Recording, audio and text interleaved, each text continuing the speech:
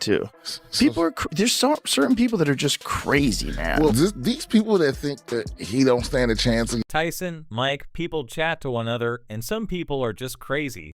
These people believe that Jake P is too old to be liked, so they say things like, "I think you're crazy," and "I think you're uninformed." Joe Rogan recently mentioned Mike Tyson's decision to take his practice partner to the hospital following a severe knockdown.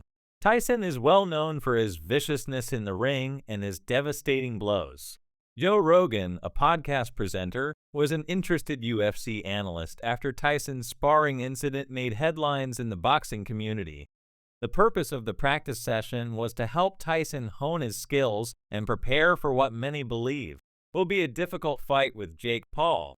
However, the training session took an unexpected turn when Tyson, who seemed to be in peak physical condition, struck his sparring partner with a devastating blow that required medical attention. According to sources at the training camp, the partner was knocked out so badly that he had to be taken to the hospital for treatment and observation. At the age of 58, Tyson has continued to astound fans and experts with his unwavering strength and speed, demonstrating that he is still the man everyone knows as Iron. Reports indicate that the sparring partner is doing well, but nobody is certain how bad the situation is. What's good for today? I'm sure I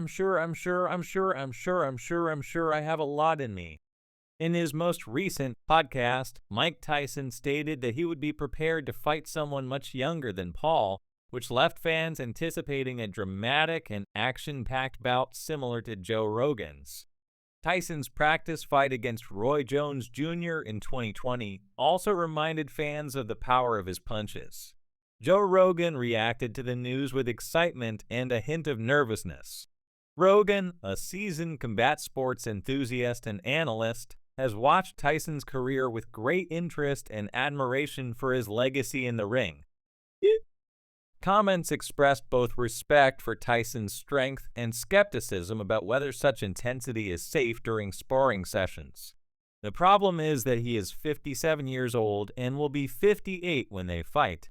He has a lengthy fighting career and has been knocked out by big men like Lennox Lewis and Avner Holyfield, so he's taken a lot of hits. He also engages in this extremely unusual type of electrical muscle stimulation training, which I've spoken to some people who do that, and it has enormous advantages for healing injuries. It's one thing to speak a big game, but Mike Tyson is on another level. Rogan said that even at his age, Tyson can escalate things to a terrifying level. He is a monster. Think about what Jake Paul is thinking now after hearing this. If Tyson is knocking out people in training, this is the last person you want to make angry in the ring.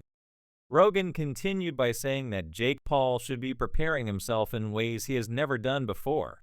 How is Jake Paul right now? I would be seeing my parents, bro. Rogan has already discussed the risks of sparring injuries and the fine line fighters must walk when preparing for high-stakes fights. He expressed a mixture of joy and concern for Tyson and Paul, warning that sparring knockouts could have long-term consequences if not handled properly. Marvis Frazier's Mike Tyson battled Jake Paul. The upcoming fight between Tyson and Paul has already created a lot of buzz because it represents a confrontation between two very different generations in boxing techniques. Tyson, who is considered to be one of the greatest heavyweights of all time, brings a fearsome reputation and decades of experience. Jake Paul is dead, and he can open a dark chamber in his mind. The question is, can his body move along with this? Conversely, Jake Paul is new to the professional boxing scene but has established himself with a string of well-publicized victories over mixed martial arts competitors and a constantly developing skill set. Tyson has already publicly acknowledged Paul's value in boxing, particularly with younger fans. But both men are aware that their fight is more than just a publicity stunt. It's an opportunity for them to demonstrate their skills in the ring, and for Tyson, it's an opportunity to remind fans of his unmatched strength and fend off the repercussions of, as Rogan noted, both sides have a lot at risk, so it's difficult for Paul to compete against a legend and demonstrate his skills against one of the greatest athletes of all time as he ages. Mike is trying to prove that he still has it, and Jake is trying to show that he can hang with someone of his caliber. However, if you're on the other side of the ring, the fact that Tyson is sending sparring partners to the hospital can mess with your head. If you've ever watched that fight, it's my favorite Mike Tyson fight because it was on ABC Wide World of Sports before he won the title, and Joe Frazier had been talking about Tyson, saying that if he was in his prime, he would have defeated him. As a result, Joe Frazier had a son fight Tyson, and it was an execution that took place in Atlantic City. While Rogan has supported Paul's foray into the boxing world, he has also given the young boxer advice and caution over the years. Although Rogan respected Paul's dedication to training, particularly his wish to hone his skills and conditioning, the news of Tyson's most recent knockout seems to have caused Rogan to become even more cautious as an accomplished commentator. Jake's cardio could carry him if he can drag this fight out, but he must avoid getting hit by Tyson's bombs early on. Rogan said that Paul's biggest advantage might be his youth and stamina, suggesting that if the fight goes into later rounds, Paul's endurance might be favored. However, he was keen to point out that Paul must avoid Tyson's incredible attacks at all costs. Meanwhile, in an interview with Michael Benson, prominent boxing promoter Eddie Hearn officially condemned the scheduled November showdown, expressing extreme dissatisfaction. Even though he is the promoter, Hearn stated in the interview that he will not be embarrassed to watch Katie Taylor and Amanda Serrano's highly anticipated rematch on November 15th. However, his decision to withdraw raises serious questions about Tyson's age and the dangers of what he views as an unfair fight. Not holding back, Hearn said, "I think it's a pity that one of the sport's biggest legends is going back to the ring 20 years after everyone decided he should quit. He's 58 years old, which is dangerous." Hearn emphasized that it is blatantly disrespectful to the credibility of sports and Tyson's health to put a veteran like Tyson in the ring with a 27-year-old like Jake Paul. Hearn has frequently voiced his distaste for celebrity boxing shows, but his concerns about the Tyson-Paul fight go beyond simple criticism.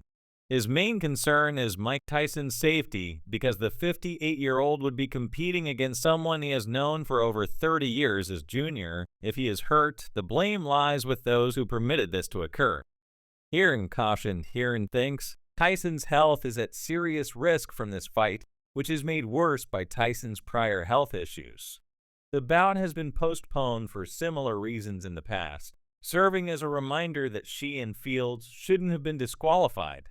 Nevertheless, the event is attracting attention due to its celebrity appeal rather than its athletic merit, with many people viewing it as a show rather than a real test of skill. As the fight draws near, the boxing society is divided and takes precautions. The famous heavyweight and the influencer-turned-boxer Jake Paul are teaming up in what promises to be a media frenzy despite the hype surrounding the Paul-Tyson fight. As fans and commentators view the fight as a risky gamble, excitement grows among those eager to see Tyson, lasting symbol of the sport, return despite the risks for many. Eddie Hearn remains steadfast in his support for T. Taylor's eagerly anticipated rematch with Adrian Desano. He has called the fight as a critical time in Taylor's career in a contest that truly respects the sport's integrity. However, when it comes to Tyson's return, Hearn is clear, "I will watch T. Taylor and then leave." In contrast, Mike Tyson's friend and former trainer thinks this forthcoming battle with Jake Paul will be the easiest payout of his career as an Australian boxing star. Jeff Finnick is intimately familiar with Tyson, having trained with a former heavyweight champion near the end of his career in the mid-2000s. Finnick, who was in Tyson's corner for his last professional fight, a knockout loss to Kevin McBride in 2005, shares his concerns about Tyson's choice to return to the ring. However, he believes that if Tyson approaches a fight with a solid strategy, he will win quickly. For his longtime friend, "If it were up to me, I would for that he not fight at all, but he will." Nick told Mirror Fighting, he revealed, "I've chatted with him several times lately. I talked to him about the fight sincerely. If Micah is upstairs exclusively and does the right things, this could be the easiest money he's ever made when you're both throwing punches. It's a 50/50s chance of landing, but if Mike focuses and makes him miss and then makes him pay, That's what he excels at. He has amazing head movement. Nick continued by saying that Mike just needs to use common sense because if he does this in 30 seconds, the fight might be over. Instead of attempting to strike him while he is striking, make him miss and pay.